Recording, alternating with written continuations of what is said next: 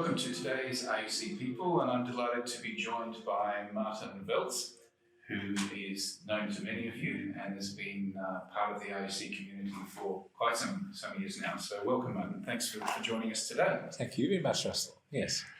So Martin, you've had a very rich and interesting life, and we're going to try to see what we can cover in the time we have available today. But just take us back to the start. So, where were you born, and tell us just a little bit about your family and your very early years. Yeah, I think even from origins, it's a question of being in it but not of it. Okay. So insofar as my parents were both immigrants, they had both, as young people, left their countries of origin. My mother Denmark, my father Austria, had headed for what they saw as the capital of the world of liberty, equality, and fraternity. They ended up in Paris. My father, couple of years before my mother. The result was their common language was French, although it was neither their mother tongue. When at the end of the 30s, as war was looming and fascism was looming and depression was acute, they immigrated to South Africa, as was the custom for people who didn't have money. My father came first to make sure he had a job, followed by my mother.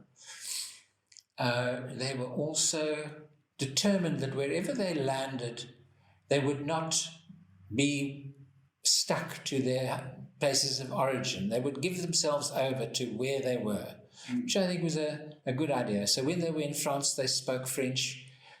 My father was born and baptized Johann and known as Hans. In Austria, that changed almost immediately in France to Jean.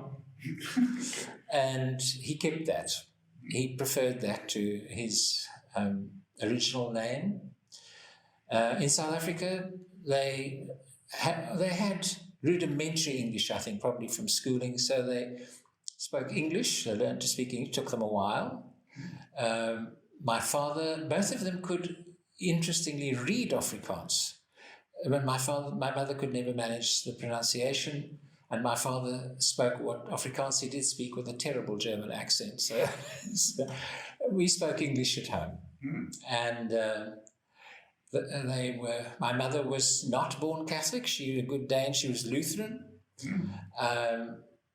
I dare say a fairly liberated one. And my father, being Austrian, was Roman Catholic.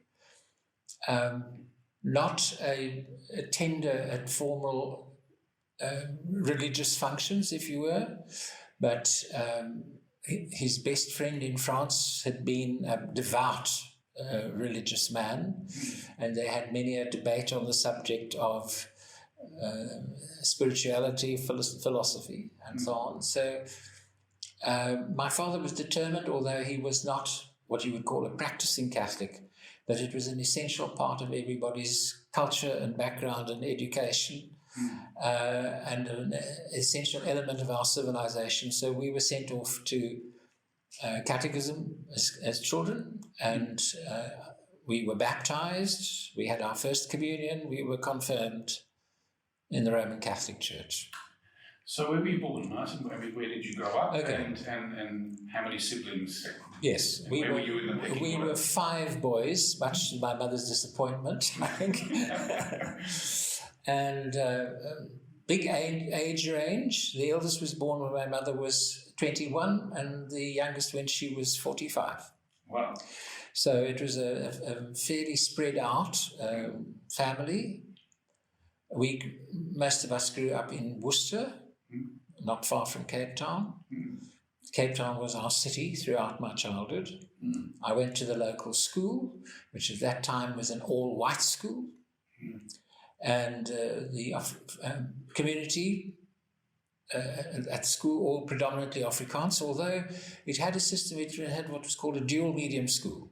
So we had an English class, which was 20-odd kids, and then we had an Afrikaans class, and maybe even 2, I can't remember, but perhaps 35 in a class. And we had most of our subjects then in English, although occasionally as you got to the higher grades, and you were doing accounting or mathematics, it might be a mixture of the two.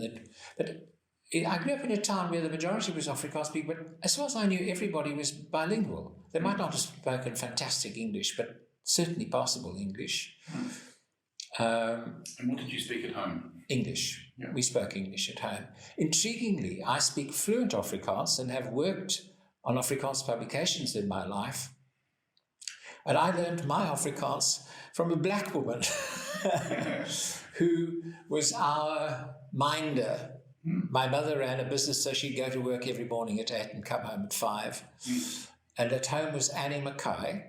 And everybody in town spelled it the Scottish way, M-A-C-K-A-Y, Mackay.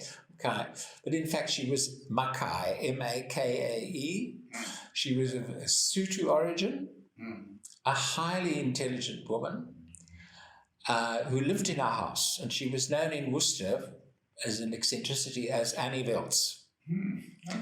She was so much part of our family. And I mean, she exercised all parental rights. So I had the occasion when I attended her funeral many years ago in Worcester to explain to the congregation that she had, if you didn't listen to her, she would pull every single hair out of your head, which explained my half-baldness. But anyway, that was... why do I tell you that? Because she played a very important formative a role in my life. And it is, first of all, I learned that you didn't patronize people of color on the assumption that they were servile or of less intelligence or whatever. I have to recollect, quite apart from the fact that she taught me to speak fluent Afrikaans because she'd grown up on a Karoo farm near De Aar. And the family she lived with, she was their child playmate. And they would go to school in the morning and in the afternoon come home and teach her what they'd learned at school in the morning. So she was perfectly literate and wrote perfectly well, although she'd never actually gone to formal school. I found her one day sitting in her room with tears pouring down her face. She was reading Cry the Beloved Country, Alan Paton's book. But I have sort of those sort of painful memories, like I was very aware of the social pressures that were racist. So I have a recollection of walking home from town. We walked a lot. We didn't. And so we were walking from town and I was accompanying her. We were going home. It's a fairly long walk, probably 2 or 3 kilometers. And I found myself lagging behind, not wanting to be seen, walking in her close company. And then introspectively, suddenly feeling really ashamed that this person that I know so well, and so that I'm actually pretending some sort of that she's somehow untouchable or whatnot. And I remember very consciously catching up with her. You know, that whole change of a now much more conscious change of, a more critical look at the environment in which I was living. A second subject on that theme is in Worcester is an agricultural town, and by tradition the farmers bring their labourers into town on a Saturday morning on the back of a truck to come and do their supermarket shop and to buy liquor, amongst others things. And so by the end of the morning, a fair number are pretty intoxicated and a bit fall about and abusive and a lot of loud shouting and so on. And there's a town square where all these farm trucks are parked, where they're supposed to be at 1 o'clock or whatnot to go home. And if they're not there in time, the truck goes and they have to walk home. So, but there was these drunk guys being rowdy and whatnot. A policeman arrived and proceeded to attack him and hit him with a fist in his mouth that he spat out his teeth. And it so shocked me, this whole idea that, yes, he was drunk, he was unruly, but what was that? How could you conceivably, have a poor man lose his teeth that probably never be replaced for being drunk on a Saturday morning in town, and a policeman doing this. So again, a whole shift in a critical capacity and a value. And then the third incident, our house was on the outskirts of town, and I used to walk in the veld a lot. I probably had a fairly lonesome child in a way. I don't quite know why. It was my nature. So I quite often walked in the veld alone. And one day coming across a dead man. I'd never seen a dead person or a body, but it was a black man, poorly dressed, and he had one of those African wood-carved pillows. It's a little cradle in which you put your head when you lie on the ground. That seemed to be his only possession, and it was winter, and he'd obviously died of exposure.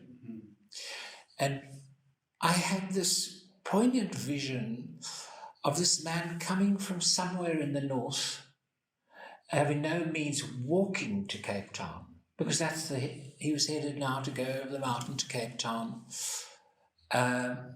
And he hadn't made it there, and the police came in a mortuary van, and he was buried as an unknown person. And that image of somebody looking for a better life, going somewhere and not making it, was a sort of it stuck with me to the extent I'm busy telling you that now. So I matriculated in Worcester. I went to the Navy for a year. Wow. This was before the revolution or anything. So I went to sea, and I went to the Roaring Forties. Wow. I say I learnt in the Roaring Forties at sea to become a fatalist because the sea was truly mountainous. And another story, I do the night shift, and it's midnight to 4 a.m., something like that. And being the junior rating, my job when I had such a shift was to make cocoa in the galley, which was at the back of the ship. And then to have a kettle of cocoa, and then have to walk across the exposed deck with these mountainous seas coming, just a bit of the ship's lighting sort of showing you the peak of this wave, this mountain approaching, and then breaking against the ship that the wave broke over the deck, a flood of water. So, but what you had is you had a cable with a pipe, what we used to, all our children would call a foofy slide, where you could hang on, and so that if the wave actually washed your feet from out from under you, you were still hanging onto the cable, and then you would progress further carrying this bloody kettle of cocoa. and you, with this realization, with this menial little task of you now going to the two guys on duty on the bridge, you got to go to give them some cocoa, then you got to come back.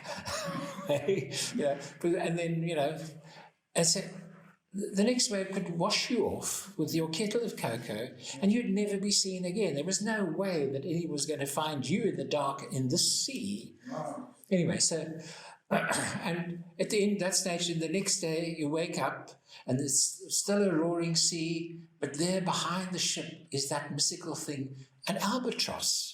Wow. With an enormous wingspan and gliding against it. And it stayed there for days. Yeah. They followed a ship, and so on. So, that's the Navy. So growing up in school, did you have a sense of where you wanted to go and what you wanted to do? Yeah, again, I was saying, in it but not of it. I spoke good English. I spoke good Afrikaans. I played some sport, not very well. School, played rugby, played some cricket. I had brothers who did much better than I did. And I had friends, but I was neither English South African, nor was I Afrikaner. Nor was I Dutch Reformed, which was the majority thing, or Anglican or Methodist, the English thing. The Catholic was a minority. But at the same time, everybody seemed to tolerate everybody. We had a Jewish community then in Worcester, and the Jewish and the Catholics were rather lumped together because we didn't have to go to the Dominie's visit to address the school every Thursday, at the beginning of school or whatever. We were excused. And that's usually when we sat and did our homework. Although all these interesting things happen. So you got to know the Jewish kids well. Yeah. They got, and at the same time, I was never mocked or anything about being Rooms. I mean, I was Rooms, but that was it. And at a certain stage in primary school, we had a principal, a Mr. Brink, who looked at this lot and said, even the Catholics and Jews need a bit of moral guidance in life. They can't be just sitting there talking nonsense or doing their homework. And so he would do a session he would take them for moral discussions on moral issues and spiritual values. And that was a very interesting experience because it was non-sectarian. It was he could talk to Jews as well as he could do Catholics or anybody else, and he was talking about real human ethical dilemmas and so on. So that's how I went to Stellenbosch University in Afrikaans, ran out of money, got a scholarship, went to Pretoria, which was the real hard home of apartheid. And what were you studying? Law. And I did law mainly because I didn't know what the hell else to do. That was... and it was interesting. And I think what I only appreciated really, the theory is really interesting. The whole thing, a pursuit of justice and fair dealing and so on, that's the theory. It's not the practice, but that's the theory. And so I did that. I worked a lot of my study years and in the law. So I was a judge's registrar for 2 years. I worked in the master's office doing estates. I was a clerk in a law firm. But I soon enough knew this is not where I wanted to stay. So I finished my articles, but the week I finished my articles, I went to the Pretoria News and got myself a job as a learner reporter, a cub reporter. And how did you manage in those days? You didn't have to have studied journalism. You could be a law graduate and then get a job at a newspaper. I think I was probably academically more educated than most reporters. Most reporters in the newspaper group at that time would have done a cadetship. It was an in-house training course for journalists. I didn't do that. I was put on the job straight away. Yeah. And it took me a while to work out how it all worked. But I very quickly rotated to things that needed a little bit more critical view of things. And also because of my background, I mean, I could do court reporting and I could pick up the interesting issues. I did unusual things. I went to the rent board to see where people were challenging the landlords' rents they were charging and the issues they raised. I decided to try and get into the skin of other people. So I decided the week before Christmas to present myself to the world as a pavement beggar. And I went off to the station square, bought a ragged old coat or one of the things. I got a filthy old hat, some old shoes. I found an amateur dramatics guy to do some makeup, to make me look a bit grayer and a bit, red flushed. Because I didn't want to be... I didn't want to be a definable beggar, that I'm a lame or I'm blind or... I just have to present myself to the world as I'm saying I'm in need. So there can be no question of judgment of, it's okay, he's blind or he's lame or... You don't know what my problem is. And I had a tin from my thing, And I had a broken mouth organ that I played 5 notes on. And I was parked outside OK Bazaars on the pavement. And it was fascinating. Most of my contributions came from black and coloured people who put small amounts. I was obviously white, a white beggar, but probably a drinker, an alcoholic beggar. But they would give me 5 cents, 10 cents, whatnot. And 2 memorable donors came. One was a really sweet middle-aged white woman who in those days, when you go to town, she was very neatly dressed. She had gloves and a hat. And she put 5 rand in my till, and she said, "God bless you," to me. And I thought, well, that's different from the people who were stepping over me they were trying to see what was in the window and say, "Shame that a white man should beg." That was some of the things that would be said to me.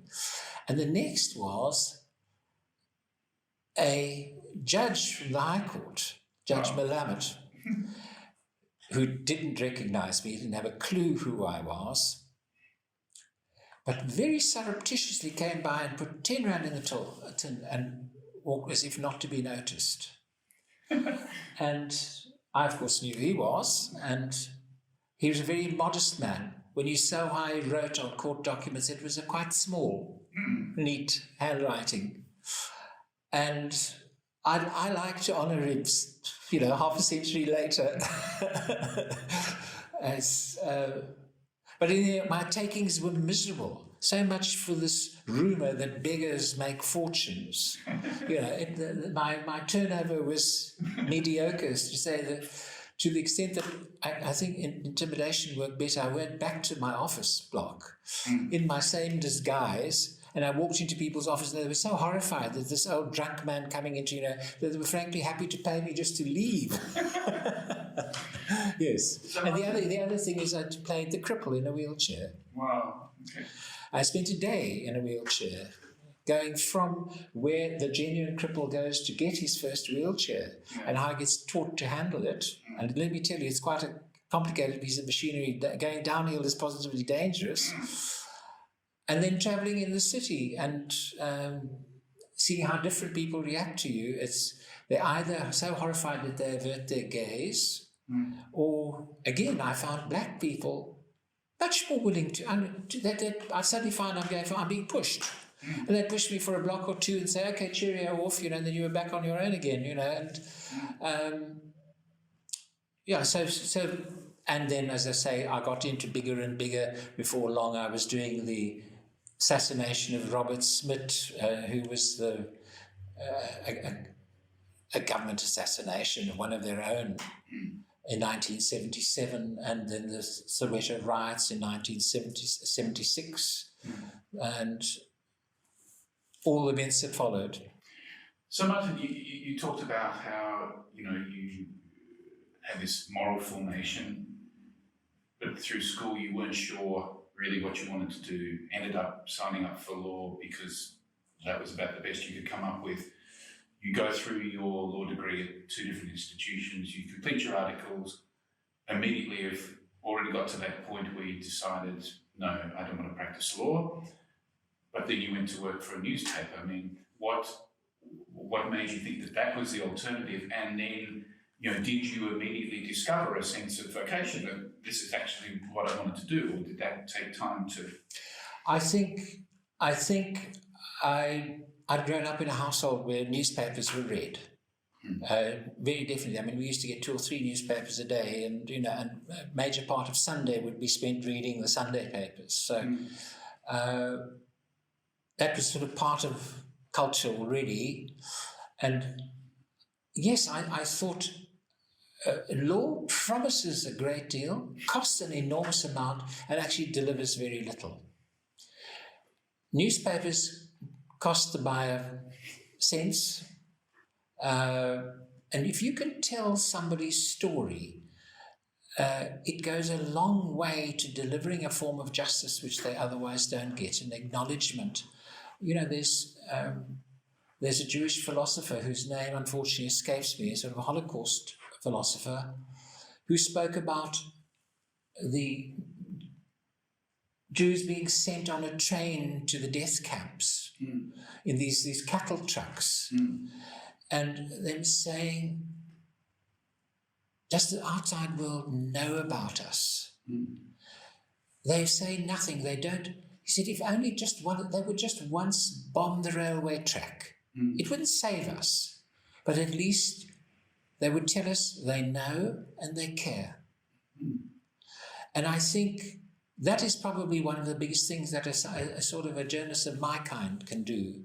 I can say to you, I might not be able to solve all your problems, but I am telling you, I know and the world will know, and I care. So, I mean, there's many kinds of journalists in the world, and, in some parts of the world they have a very poor reputation, paparazzi and, very low values. But I mean, I think your journalistic career seems to be characterised by, taking on causes, and it seems that you had a motivation to try and make a difference. And, would you agree with that? Is that what motivated you in your career, and what sort of informed the kind of things you took on and got involved with? I think, yes, absolutely. I think most people ultimately, unless they are afflicted with what they perceive to be a meaningless job and they're just waiting for their pay at the end of the week and they have to find something else to do with it, I think most of us surely aspire in a way to a job which says it's meaningful. It means something to society or whatnot. It's not just about the pay. Obviously, we need the pay to survive, but we like it to be more than that. And yes, so certainly that has definitely played an important role. And I think I knew straight away that journalism provide much more satisfaction, not only for me, but also in terms of the people who read it or whose stories I was telling. And my entire career now is, in fact, I can say it, most of the calls I get in the office every day, I want to tell me a story, is people who failed to get justice from the justice system. And more often than not, their own attorneys have referred them to Noseweek. So listen, we can't deal with this. Phone Noseweek.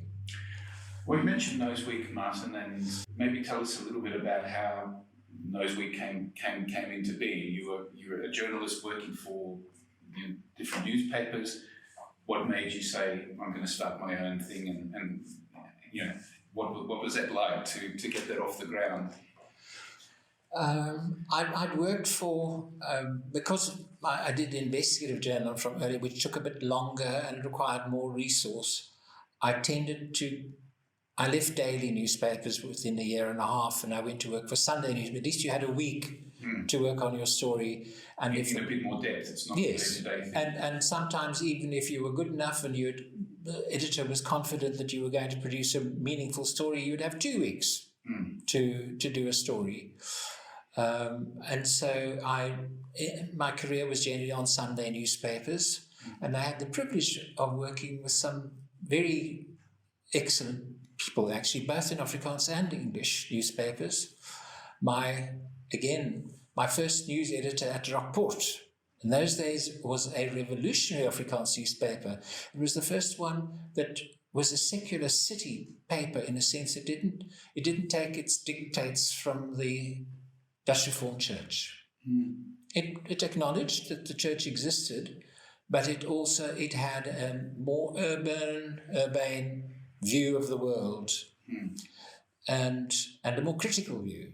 Suddenly it was actually prepared to start raising issues that had previously not been raised in that context. So it was a reformist movement of its own. And this news editor said to me, do you know the rule of the 6 Ps? And I said, no. He said, trust no politician, trust no policeman, trust no preacher, trust no procureur, lawyer. and I forget all 6, but... All not to be trusted. In other words, the real lesson was, don't credit somebody with telling the truth because of their status. their financial, their social, their academic, their professional status. And that was a seminal moment in my career, because I felt immediate, but that's absolutely true. And so much of the time, people in privileged positions have the privilege of being believed even when they're telling a lie. So how did that lead you to start Noseweek? Okay, to start Noseweek, there were no areas, and there were also the newspaper world had, based on the English tradition, become very stylized, the so-called Times style, a pyramid, the main headline, and tailoring down in. And there was, because that's the recipe, you can never tell a story with a punchline, because the punchline was likely to be cut off in editing later on, because they always cut stories from the bottom, save time. So, and that's not how human beings tell stories. Even the truth stories, they will dramatize. They will tell you they will build up to the main point, or they will argue a point until they get to a climax, and so on. So, and every good story has a moment of humor and maybe a moment of tragedy or sadness, and so on. So, in other words, as much as people like to mock it, there is an emotional content to every story, and it's there whether you try and hide it or not. So I always, when I have junior reporters under me, I'd always say, you've got to write your story with passion. And even if it means using expletives, the famous F word and whatnot, do it. Litter your story with them, because they're easily taken out at the end. You just go, and you've cleaned it up. But it's driven your passion to tell the story. Why are you telling me the story? Is it important to tell me the story, or you're just filling time? So on. So I wanted to be able to do that, and you couldn't do that on. And then I think newspapers say you mustn't mix opinion with facts. Now, that's nice in theory. It's impossible, in fact. You always have an opinion, and even how you arrange the facts, or which you choose to tell and which you choose to omit, all have got to do. It's an editorial judgment. Yes. So I'd rather not hide it. I'd rather tell you what my obvious view is, but I will tell it so that you know. This is, and if I find something ironic, I will tell you I find it ironic, or if I find it amusing, I will tell you I find it amusing. I'm telling it to you for the joke, for the laugh, rather than to be taken too seriously. So I use the recipes of fiction to tell non-fiction stories. And so it became like an investigative publication which would explore, allegations of scandal or corruption or malpractice, and you'd receive tip-offs from different people which you could follow up on and then try and expose things. Was that kind of... Yes, and more often than not, it was either contesting issues within the elite of business or professions or whatever, or politics, mainly truth-telling. I don't mind what your opinion is, but don't lie to me. So whatever your political persuasion was, in a sense, up to a point, that's your opinion, and that's fine. If you tell me you're an ANC member, or you're a DA, EFF, whatever, that's fine. But it doesn't mean any one of you may lie to me about the facts. So I will call you out. Whatever. So people are sometimes a bit confused when you do that, because they're used to people taking a position and defending it at all costs. So don't do that. But the other thing is, power corrupts in just about every form it takes. So again, if you're a major bank, you're an insurance company, you're any essential service or whatnot, you're a major law firm, people say that I've targeted certain firms. Well, I deny that. but they are the most powerful, and therefore, from my point of view, should attract the most attention. And that's when you start taking up the small guys, who are dismissed by a call center or by a junior official, and they try and appeal their case, and 5 years later they end up at Noseweg, saying, this is what happened, this is the lie that was told, and this is the huge grief it's called in my small life to earn them a small extra profit. It sounds like you're the journalistic version of the ombudsman, or it's a place where, as you say, the little person who is overwhelmed by the system can take up their case, and you can try and fight it for them. But I guess the nature of that kind of publication is you get yourself into some fights with some big people, which brings litigation, and I imagine over the years there's been a few episodes like that. Yes, and look, as I say, when you get out there in the trenches, it doesn't mean you don't make mistakes. That's I keep on having to remind people, just as much as I insist, judges, lawyers, doctors, they're all human beings and subject to human frailty. Well, the same applies to journalists, I'm afraid, so we're not excused from all those problems. Yeah. And, so I think... the other thing is, I think what people don't understand quite often, there's a mystique that surrounds the professions. I mean, lawyers invent their own language. Doctors speak things that half the time we don't know what the hell they're talking about. It's these Latin, Greek conglomerate things that they put together, and they have strange names for parts of the body and so on. And you ask, well, why? Why do you do that? And it's more or less they don't want anybody... they're pretending to this huge superior knowledge which you wouldn't understand, so relax, leave it to me. On the other hand, so interpreting some of that, it's the journalist's job to say, Doctor, this word you use, what is it? What do you mean? Tell me in ordinary language. Are you talking about my leg, my head, my ear? What is it you're talking about? Oh, okay. Demystifying. Yeah, so you demystify, and then it's interesting how these things work. So even the politics of business, how do competing firms compete with one another? How do members of a board compete with one another? Who's the chairman and who's the MD, and who's the outsider, and who represents the minority shareholders? These are all interesting things to look at, and depending on how you tell the story, it can be really interesting. So obviously that's been a long and exciting and wild ride, I suppose, in terms of a career, and probably all-consuming in many ways. But tell us a little bit about, Martin, the person outside of work, and you obviously have had a personal life and family. Tell us a little bit about that journey. I think something which I only registered fully a bit later in my life is that journalism of the kind I do is so all-consuming that actually you end up probably neglecting your personal relationships pro rata.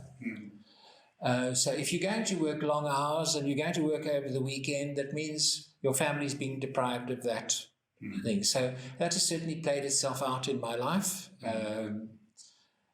I've been married twice. I mean, I'm in my second marriage, had been for quite a while. I've had children by my first marriage and my second, and I am extremely fortunate, I see now myself, to get on really well with all my children. And I regard that as an enormous blessing. I like them, and they seem to more or less like me, so that's fine. And I appreciate them for their different talents and so on. I have grandchildren now. I have a remarkable one. I have triplet granddaughters who turned 7 years old yesterday. And I have 5 grandchildren in total. Mm. 2 of my children are particularly musical. My 2 daughters, as it happens. And so I've been blessed in that way. As I say, I don't know that my families have always got what they deserved from me. Certainly not by way of income, and maybe not by way of time. But I mean, it sounds very much like, you know, your work has been a passion and a vocation, and, you know, as you say, you haven't been driven particularly by income. You need to make a living but driven by trying to make a difference through that medium and bring about change. It's also a creative thing. You're making something. I mean, when you see that magazine and it looks like there's a nice mixture of stories. There's a human interest story. There's hard business. There's legal. There's whatever. There's a creative columnist who uses language creatively. You know, I think it's like being a third-rate artist, if you like, or a gardener. Yeah. You know, you make a garden and it flowers, and, you know, you make a painting and wow, it works and it looks lovely. Yeah. You know, so there's also that sense of literally creating something. Martin, you've been part of this church community at RUC for a few years now. I'd be interested to hear from you, you know, what part has faith played in your life and what attracts you to being here? Why are you, you know, a member here? I think through my childhood years, it was just part of my life. We went to church, we went to Mass every Sunday, and to the extent that I felt part of that community, because it was a community, when I got to university, at Stellenbosch, there was the Catholic Student Society. And because it was a small minority, it was very challenged. It was stimulated. It was motivated. It wasn't just an oh well, you know. You were going against the stream here, you know, and it had a Catholic sort of seminary there, so there were young intellectual Catholic priests and whatnot, so who were sort of acclimatized to an academic environment. Within 3 years, I was elected national president of the National Catholic Federation of Students. Wow. And I'm proud to say South African social dynamics played a role. Insofar as I was relatively poverty-stricken. I mean, I came from a background with no money, and I either had a bursary alone or I worked while I studied. But many of the students that were coming from white students coming from Wits and UCT and so on came from very privileged backgrounds. But being the Catholic Federation of Students, there were black students that came from Turfloop and from Transkei, Ciskei, wherever else they came, the odd ones from slightly more liberated universities, the odd minority. They all came to this conference, and we had a conference in Durban. And the white students from UCT and Wits particularly saw themselves as the carriers of liberal values, non-racist values, and they were quite oblivious to the social divide. So that when it was the afternoon and the Congress sessions were over, they all disappeared to go restauranting and bar sitting and having fun in the city, leaving the black students with no access to all those facilities and no money to do it anyway, staying behind in the college with me and, you know, maybe 1 or 2 others. And where we'd sit around then and we'd have a conversation. The result is I came in on the black vote, quote unquote, which was unexpected. And I think my last go at a political ambition, I'd never visualized myself doing that, I was telling you, but I was quite proud in those circumstances. And I always remember with a certain relish the look of shock on the part of those who automatically assumed that they would, you know, have this role. But after that, I lived in Pretoria. It faded on me. There was no church community that held me. No sermon on a Sunday that made me want to come again next Sunday.